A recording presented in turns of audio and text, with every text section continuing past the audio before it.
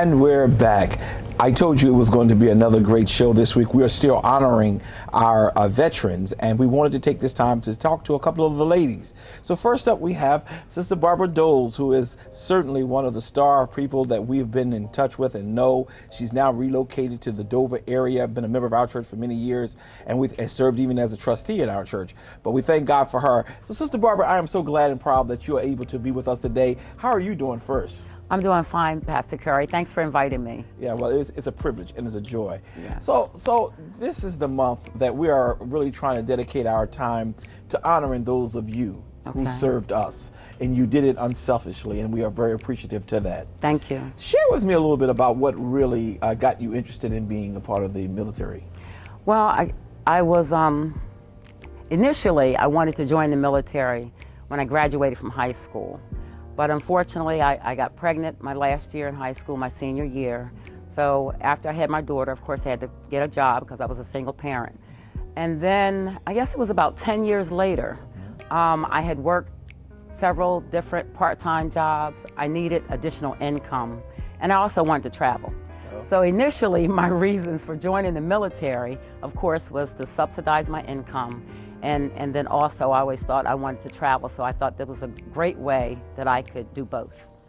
Yeah. Yeah, and that's you had an entrepreneur spirit even at a young age. Yes. You didn't want to depend on the assistance of the government, but you wanted to provide some service, and that's really, really, really nice. And so once you had an opportunity to go in, do you remember what year it was that you were in the military? Yes, I joined actually in 1986. Okay. I was 27 when I joined, but 28 when I graduated. And I joined the military under a program called Civilian Acquired Skills Program. I also joined in the delayed program. So I joined in February, and I didn't actually go to basic training until like August of that year. So in between February and August, I got a chance to drill, which we call our weekend drills, because I was an Army reservist. I wasn't active duty, I was in the reserves. So I joined in February, I went to basic training in August, and I mentioned I joined on the Civilian Acquired Skills Program because under that program, you didn't have to go to, they call it AIT, Advanced Individual Training. So I went away for my 6 weeks basic training, and then I just came back and started drilling. I didn't have to go away for 6 months. I think it's 6 months, whatever it is for the job that you select. You have to go away to school to actually get that skill. But since when I joined as a clerk typist, and had already been a secretary at several different organizations. I was allowed to go in with the skill already. And it also helped me in the fact that when I graduated from basic training, most people, you come out as they call a private first class. I actually was promoted, and I was a private third class because I already had experience in my field. So it helped me out, on both ends. Yeah, I didn't have to be away for so long, and I got more rank, which actually equaled more money. Well, that's excellent. And one of the questions I was going to ask you was, how did you feel going in as a lady? In the 80s, we were still dealing with chauvinism and things of that nature. But do you have any experiences as a lady coming in, going into that field?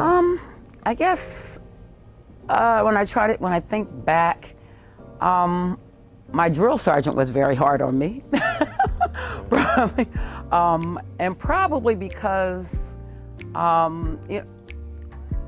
my childhood life, I guess I will.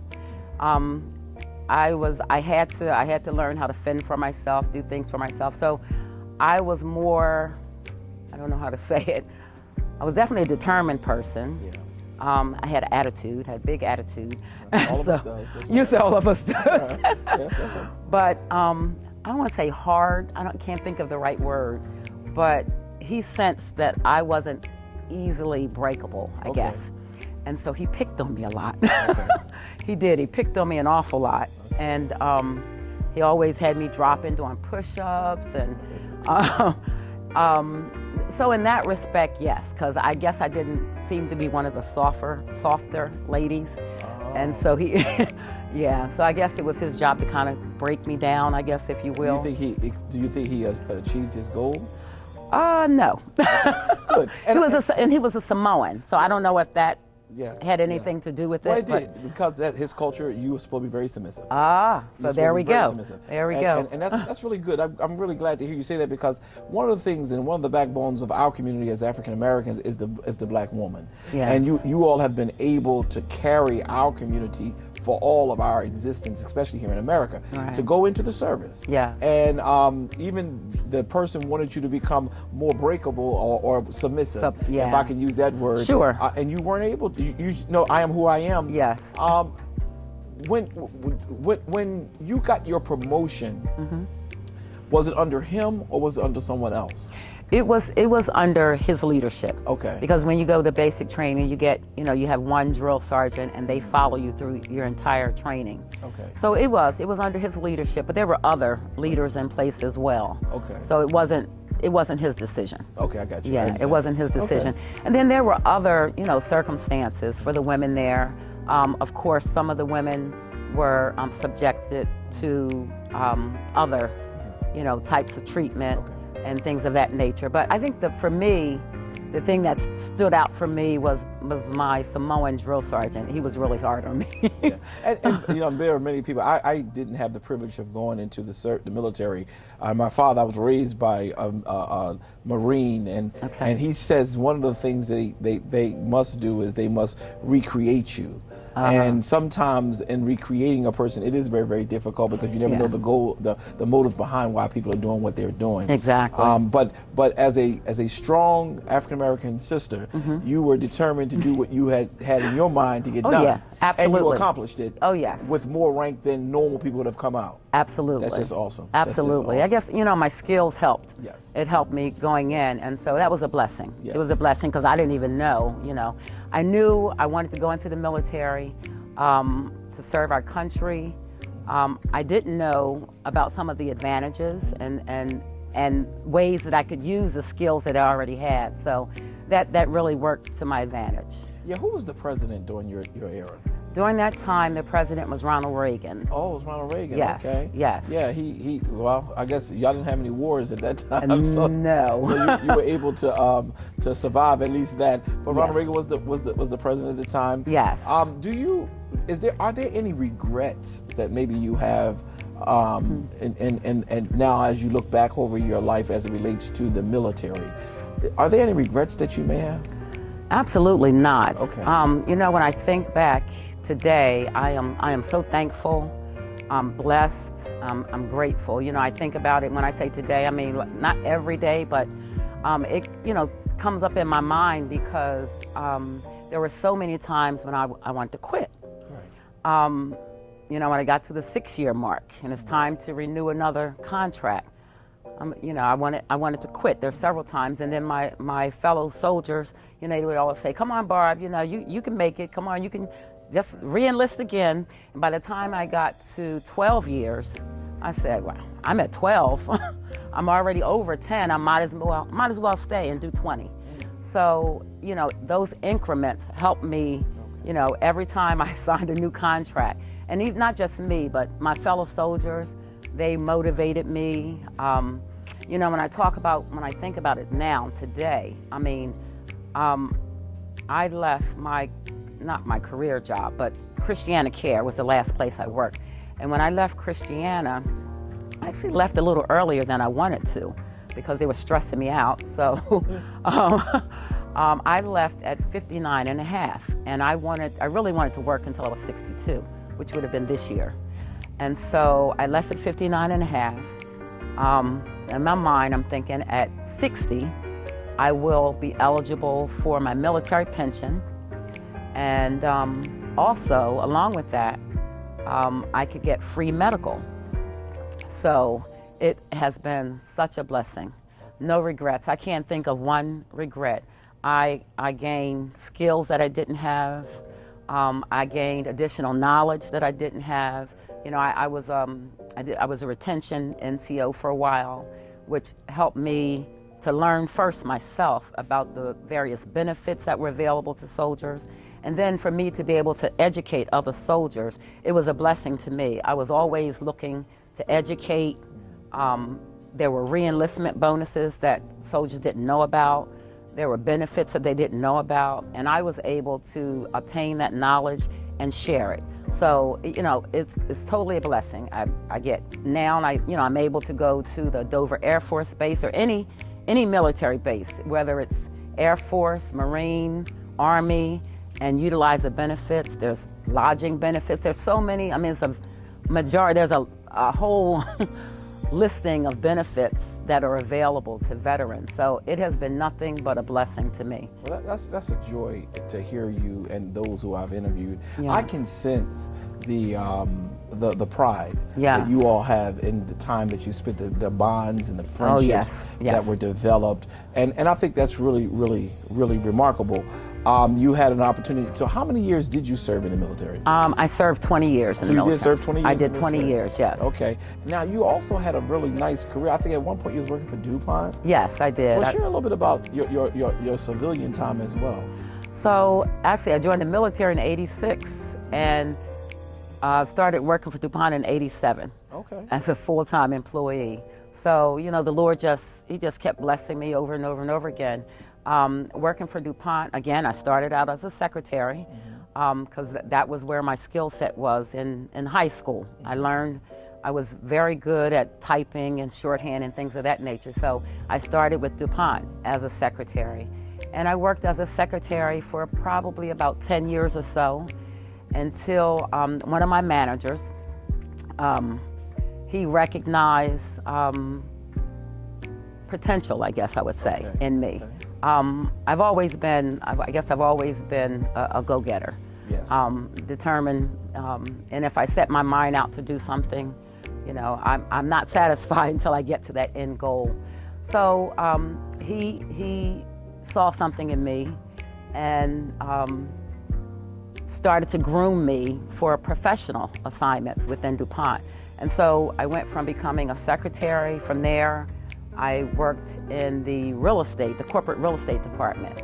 So then I got to learn about leasing land, selling properties. So I did that for, 4 or 5 years at DuPont.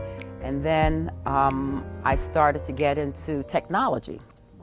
And everything I learned there, I learned on the job, no special training. And so I started supporting various applications. And then I got on a team. I was assigned to help develop a conference room scheduling application. And so I did that, and then that led me to a managerial position they call it the FAC team. It's the facilities management team. And I had a team of about 20 people at different DuPont sites. And then from there, I went from there being a manager, and then I was the manager in the shipping and receiving department. And then I went from there to, where did I go? I was in the safety, health, and environmental department. And then finally I went I worked in sourcing before, but I went back into sourcing and began to support their logistics applications. And then before I left, I was supporting the ethics and compliance and legal applications. Now, when I went there to do something for you, I think it was on Black History Month. It was on Black History Month, Now, what yes. department were you in then? I was in the ethics and compliance and legal. Oh, okay. Yes. All right. Yeah. Yeah, I remember because I've always. I forgot been about impressed. that. Yeah, well, I don't forget because I've always been impressed with your zest and your zeal. Yes. You do go after what I you do. want, and it is missing so much in the culture that we live in today, where people would rather blame things and others for why they can't get advanced, Right. as opposed to going after it. And as I listened, that's why I carefully listened to what you were sharing from your military experience, DuPont, Yeah. all that time, and you constantly moved up. You Yeah. didn't stop at one space. And that's probably why, because when you said today, I didn't even know your age, but when you said today your age, I'm like, oh my gracious, you have done well. You have done well for yourself. You have done well with your appearance. You have done really well. Pastor Curry, I owe it all I owe it all to the Lord. Amen. I Amen. really do. He I has really preserved do. you. He has preserved me. He has kept me. I'm getting emotional. I'm serious. Well, wait, but that's what if you knew my story, Yeah. you'd understand. But yes, even you opened up the interview today by talking about your beautiful daughter, and I admire, especially your grandbaby. That was my heart. Anaya. She's one of our babies here. Yes. How is she doing, by the way? Anaya's doing great. Okay, good. I help Anaya on Tuesdays and Thursdays with her homework. So today's my day to pick her up. Okay. She is such a joy. She's growing into a sweet little young lady. Amen. Yeah, she's my heart. I know. I look out for Anaya, make sure she's good. I remember when she was here, you Yeah. did it so strongly. I'm I sorry. still do. Yeah. That's okay. Actually, they've moved down. They were living with me for a little while. Okay. Yeah, they lived with me for about a year. Okay. And then last June, Natasha moved out. She's got her own little apartment. Okay. And they're doing well. Good. They're You doing make sure well. you And they're tell in them. Dover. You make sure you tell them I asked about I them. will. I will. Because I knew your daughter was here. Well, the grandbaby was here with us. Yes. The daughter was bringing her, Yes. and we were so much in love. And the grandbaby was such a whippersnapper as a baby. So I know she's doing exceptionally well now. She's doing down in well. Dover. Well, just make Yeah, sure you let them know. She misses you all. And we miss her too. So every so Yeah. often, since you've been coming sometime to the drive-in, Yes. bring her so I can at least see her and see will. her presence, because I do miss her as well. Okay, I will. And Sister Doles, I watched the trajectory of your life, how you have been a strong woman, and I attribute it number one to God. Yes. But also there is something inside of you. So I tend to believe women who have served our country Yes. well are the women who really had a zest and a drive for better. Oh yeah, absolutely. Okay. Absolutely. You kind of hit the nail on the head. I grew up here in Wilmington. I grew up in the city. Okay. In Wilmington, lived. Sometimes I joke with people and say I was a gypsy because I lived all over the city. Okay. Middleside, Buttonwood, you name it, I've been there. I mean, I lived with my grandmother, my aunt, and so my mother. I've probably shared with you before. My mother died the day after I was born. Oh no. And my dad wasn't stable growing up. So, I had a choice, do I sink in that All right. or do I swim, Okay. right? So I chose to swim. And that is very evident. I chose to swim, and with the Lord's help, he has really, the Lord he's taken care of me. He really has, and I owe it all to him. Yes. I owe it all to him. So he has blessed my life so much. And it's very evident. And I want to say to those of you who are watching us today that this is a good example as to when you put your mind on something, keep God first in your life, He'll get you through whatever. When Sister Doles just shared, even that her mother transitioned at a very, very early age, she still survived. She still made it. I've never heard you complain or say, hey, I'm not going to make it. I'm not going to be able to do this. You make it happen. My type of gal. if I could be that southern white man, because I really, really appreciate what you've done. So I want to say, on behalf of Zion Fair, as well as those who watch us by television, thank you. If no one ever said thank you for the time, the effort, the energy, even the sacrifice you had to do by being away from your daughter, to serve in this country, we thank you and we honor you today. And we pray God continue to bless you. And I know if there's anything you set your hand to, it's going to get done. Absolutely. It's going to get done. It may not get done the moment you want it done, but it's going to get done. You have proven that through all you've done. So I'm going to give you an opportunity, if there's anything else you would like to share, there's that camera right there, anything you would like to share with anybody, you can do it at this time, and then I'll finish it up. No, I don't have anything to share. I just want to thank you again for inviting me. I was nervous, of course, and now I'm crying. My tears away. But no, it's been a blessing. My life has been a blessing. It's been a blessing. You mentioned I've been here for quite a few years, and then I moved down south, a little further south, and looking for a church home, and I thought I found one, and then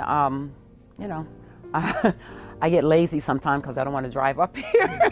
but hopefully when things open up again, I can continue to fellowship, here with you all. I miss a lot of the members here. And, you know, I love the Ezon Fair family. So, you will always be ours. I don't care where you go. So you are ours. That's why I called you. Well, I had someone to call you. As soon as we said we were going to honor those in the military, from afar, anything you've asked me to do, I tried to do it. Yes. But I also did it because of the respect I have for you. Thank you, The admiration I have for you. And you have been a strong black sister, a great role model. And I pray that you get everything that you desire, and God will continue to bless you. So you're always welcome here. Don't you ever think Pastor twice. Kerwin. Okay. You're always welcome here. All Why? righty. Because this is your home. All right. So we love you. Until I appreciate we'll be that. right back.